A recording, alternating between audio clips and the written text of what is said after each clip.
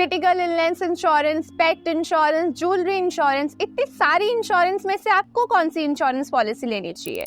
There are 5 insurance policy you must have.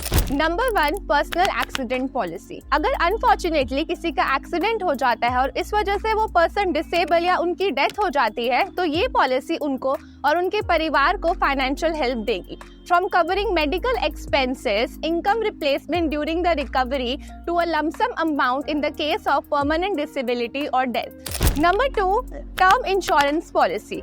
If किसी भी person की किसी भी कारण से डेथ हो जाती है, तो ये पॉलिसी उनके परिवार को फाइनेंशियल सिक्योरिटी नेट देगी। ये एक लमसम अमाउंट प्रोवाइड करती है टू द पर्सन्स फैमिली, जिनसे उन्हें फाइनेंशियल सपोर्ट मिलता है to cover daily expenses, deaths, educational cost and other necessity expenses. Number 3, health insurance policy.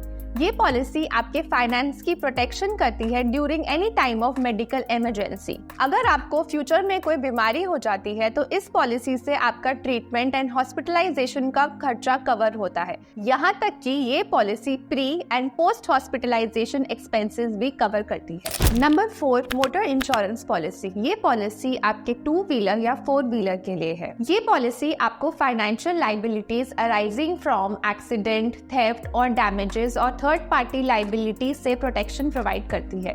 Number 5, home insurance policy.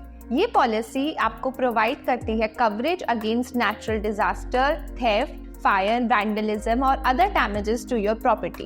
ये पॉलिसी आपको फाइनेंशियल सपोर्ट देगी to rebuild और repair your home, replace your belongingness, और अगर किसी कारण आपका घर इनहैबिटेबल हो गया है, तो ये पॉलिसी आपके टेम्परेरी लिविंग एक्सपेंसेस भी कवर करेगी। फॉलो इंश्योरेंस समाधान for more tips like this.